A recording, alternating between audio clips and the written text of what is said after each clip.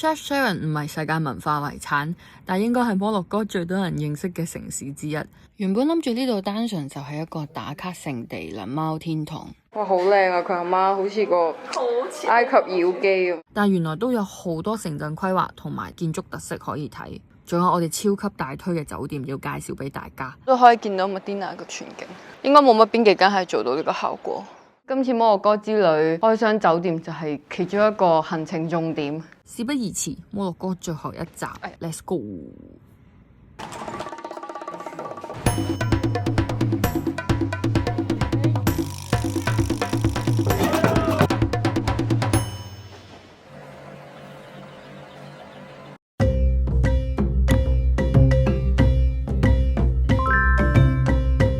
到達酒店，大約4個鐘車，不過比我想象中冇咁辛苦嘅。我哋一落的士咧，已經有啲男仔話幫我哋搬上去，因為我哋呢個酒店咧，係啊，酒店喺呢條樓梯上面。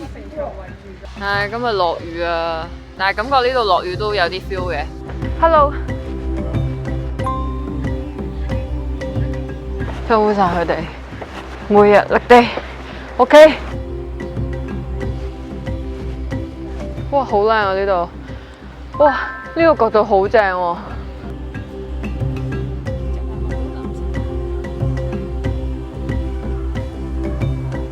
雖然佢出面睇有少少殘殘地，但係入到嚟咧係幾有 feel 嘅。家姐話呢個門口望出去靚喎，睇下。哇！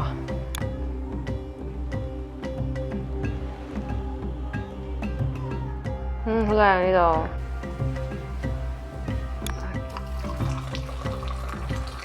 都係基本嘅摩洛哥茶啦，同埋呢啲杏仁餅乾。Oh no！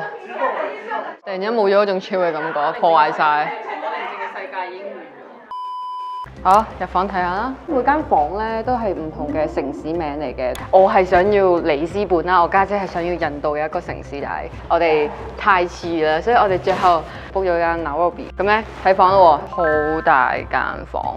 唔係 wide angle 嘅因素，係本身真係大嘅。我係主要見到咧，首先俾呢兩道門吸引咗。呢個咧係一個衣櫃門嚟嘅，有浴袍啦，有拖鞋啦，係暫時摩洛哥第一間酒店有啊，仲有一個夾萬嘅咁樣。廁所門啊，哇，真係好多 details，你睇下。係啦，不過要大少少。仲有風筒啦，基本馬桶啦，呢個係最大嘅一個台咯。哇！佢個紙巾盒都好靚咯，跟住佢好多五金嘢都係用銅做啦，個鏡又係好鬼靚。係，跟住咧浴室都係銅嘅五金啦，但係 feel 到好整潔嘅。出翻去房先，呢度有個 mini bar 啦，第一次見到摩洛哥，哇！佢個扶手又係勁 Q 咯，雪櫃打開有兩支水俾我哋嘅，上面啲茶呢啲全部就 included 噶啦。跟住，哇！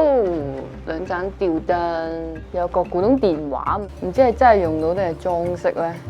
佢呢個係櫃桶，原來裝飾嚟嘅 ，sorry，擺翻去先。今次摩洛哥之旅開箱酒店就係其中一個行程重點。呢度仲有棵植物喺度，好正，有 feel， 有張梳化仔啦。最正係我哋呢度係有景㗎，着燈啊男性！哇！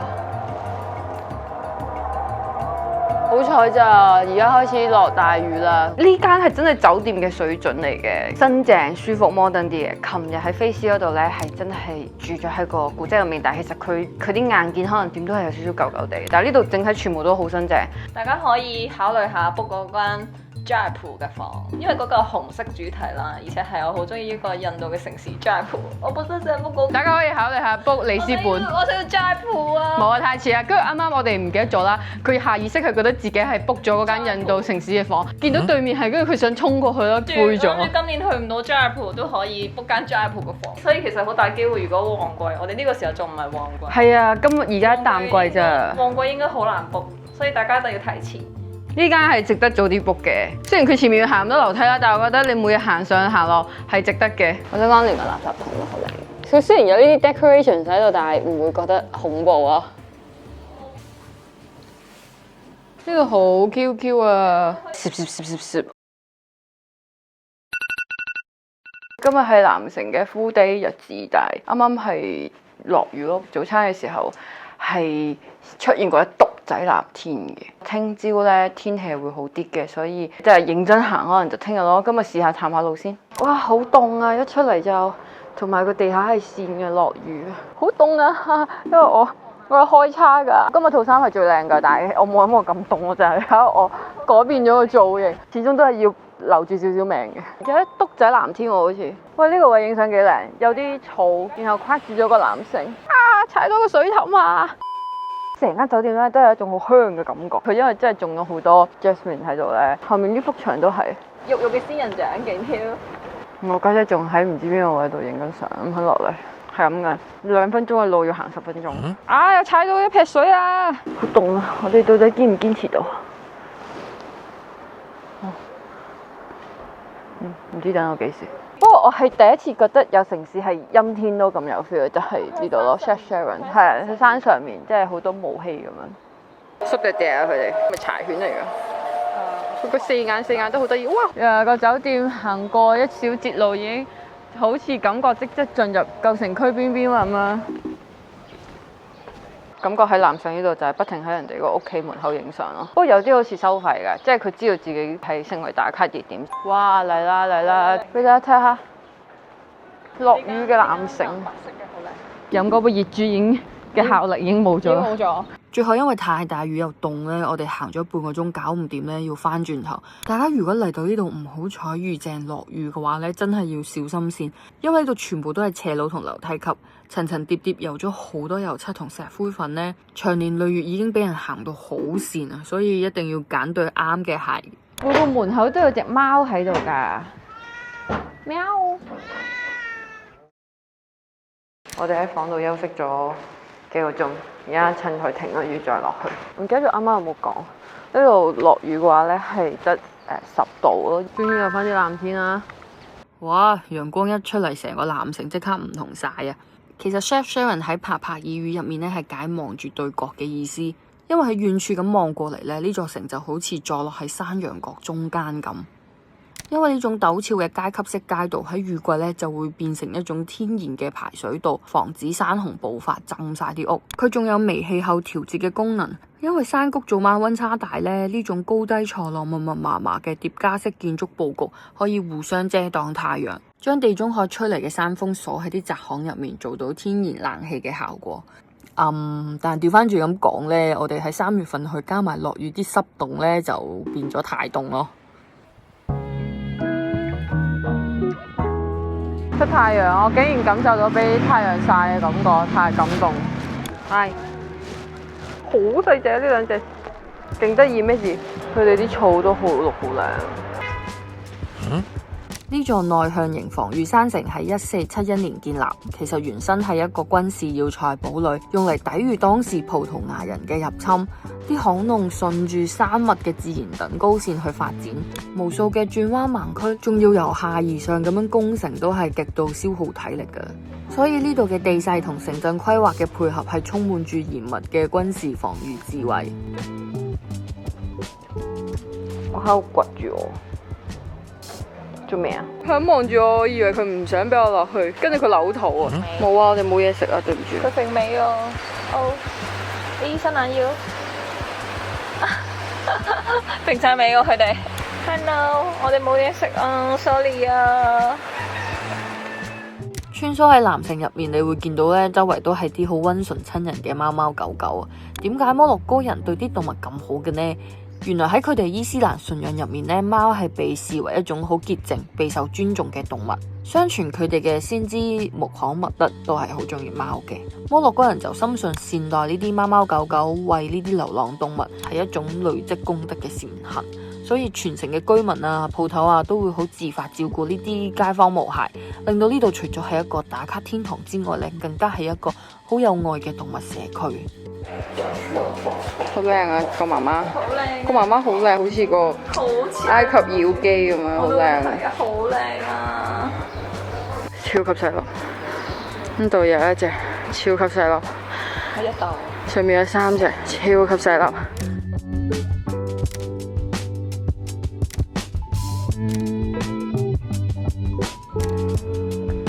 終於有一個市集咁樣嘅地方啊，都多翻好多餐廳、大餐廳。呢個廣場其實係南城舊城區嘅靈魂核心啊！因為山城地勢險要、水源珍貴呢，啲人就將澡堂、公共飲水泉同埋清真寺全部都集合喺呢一個廣場度。咁好自然地，呢度就成為咗幾百年以嚟傳承資訊交流、經商同社交嘅公共空間。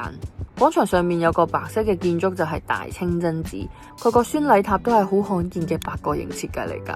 我哋其他見到摩洛哥嘅傳統清真寺宣禮塔呢，90%都係正方形，但係呢個八角形嘅塔呢，係15世紀由西班牙安達魯西亞流亡過嚟嘅穆斯林建築師一手打造出嚟，係南城呢度先獨一無二見到㗎。廣場嘅另外一邊呢，見到有啲紅土高牆同埋城堡仔，呢啲係創城首領為咗抵抗葡萄牙軍隊而建嘅軍事基地。喺全城都係藍色嘅世界入面，唯獨是呢個城堡保留咗粗獷嘅泥土紅褐色。不過我哋行下街呢，就係天黑，咁所以我哋返酒店食飯先。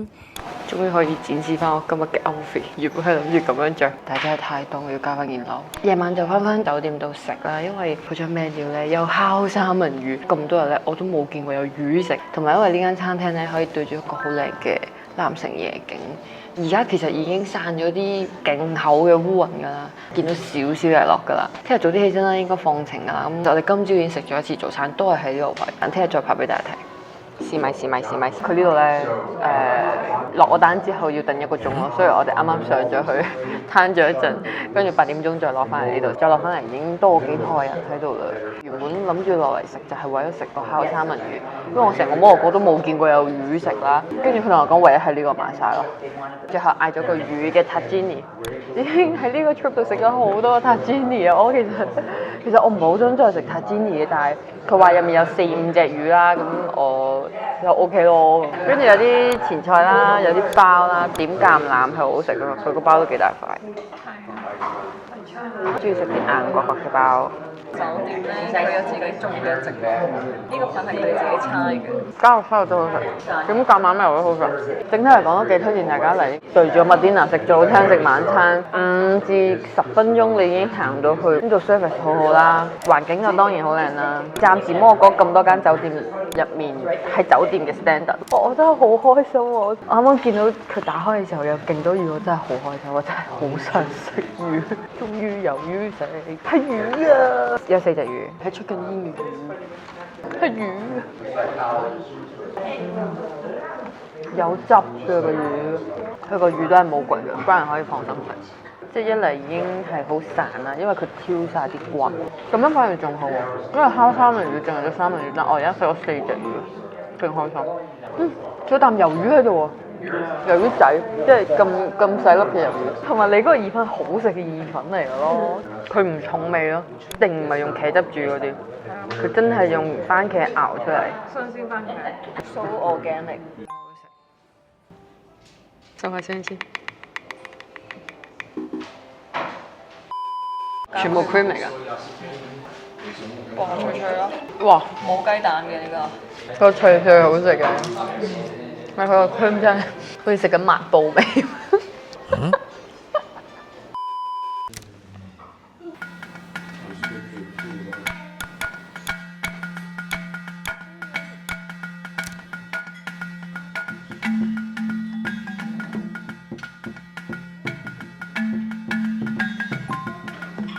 食完早餐再行啦。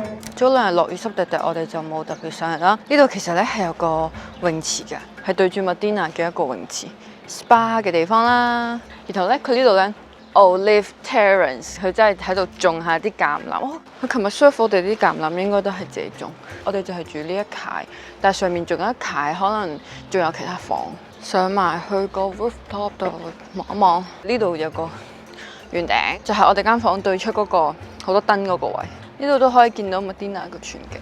我哋呢間酒店貴在就係對住呢個景，應該冇乜邊幾間係做到呢個效果。有陽光嘅全景係咁嘅，藍天在影啊，路啊都靚好多。又經過條橋啦，瀑布橋，好有歷史嘅一條橋嚟㗎，幾百年㗎啦。原來舊陣時啲規劃師咧就利用地勢嘅高低落差喺麥甸娜個地底起咗一套自流式引水渠道。啲山泉水會首先經過全城最高嘅公共洗衣亭，之後先流經市中心嘅噴泉、清真寺嘅洗禮池，最後先至去到城外灌溉啲農田。喺500年前已經係好犀利嘅水利規劃。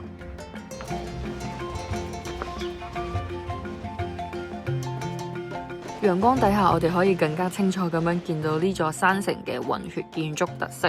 摩洛哥南部咧，因為佢啲天氣好乾燥咧，啲建築基本上都係啲平頂嘅天台，唯獨是 Chef Sharon 呢度周圍都可以見到西班牙式嗰啲紅瓦斜屋頂。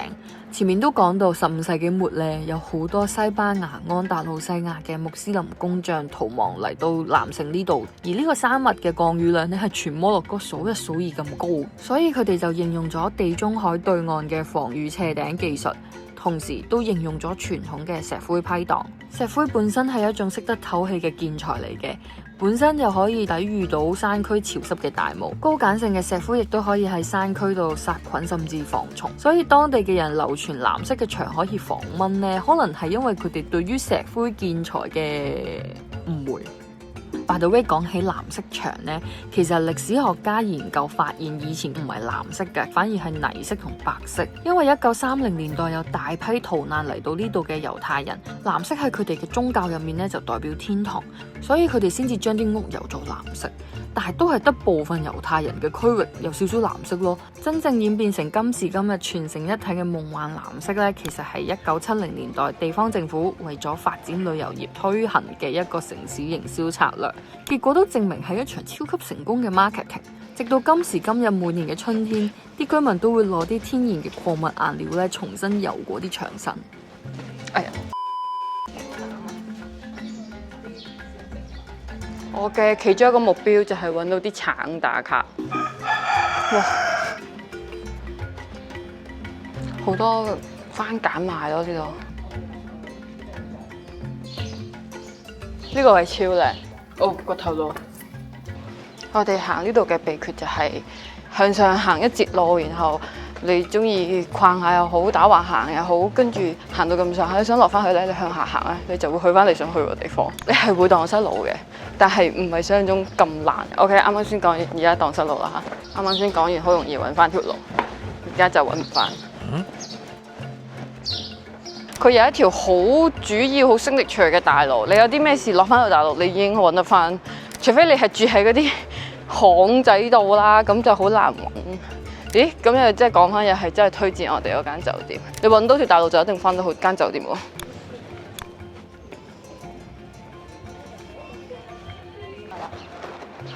真係 respect 辛苦晒。即係如果嚟摩洛哥要揾 chill 嘅日子咧，係南城 chill 係好嘅。咁南城就嚟到呢度啦。如果冇下一條片嘅話，呢個就係摩洛哥系列嘅最後一集。雖然呢座城市度度都見到啲現代旅遊營銷嘅影子，但係當我哋真正穿梭喺深淺不一、建築藍、天空藍互相交織嘅畫面入面嘅時候，嗰種放慢腳步可以慢慢遊蕩嘅氛圍仍然係無可取代。所以我哋都覺得將南城放喺摩洛哥旅程嘅最後一站呢個決定係做得好啱嘅。由 Marrakech 嘅驚險彷徨、撒哈拉沙漠嘅自然浩瀚、菲斯舊城區嘅千年震撼，到最後呢個藍色嘅山城竟然俾咗個沉澱嘅時間我哋。摩洛哥呢個地方雖然充滿住挑戰同埋各式各樣嘅蕩失路，但係佢都帶咗好多視覺嘅衝擊同埋歷史體驗俾我哋，好多都係完全出乎我哋意料同想像，係我哋絕對會記得一世嘅回憶。我哋夾埋10日多啲啲，完全唔夠玩，同埋我都超級唔好意思，拍咗500幾 G 嘅片同相呢，用咗成年時間先剪晒啲片，出晒啲片，所以真係要超級多謝一直喺度耐心等待嘅觀眾。嗱，我同家姐呢已經約咗下次再去呢，係西班牙加摩洛哥北部咁樣再玩過嘅。希望呢一日發生嘅時候，呢個 channel 係仲喺度嘅。大家可以訂閱咗呢個 channel 先，下一個系列應該都係非洲國家嚟嘅。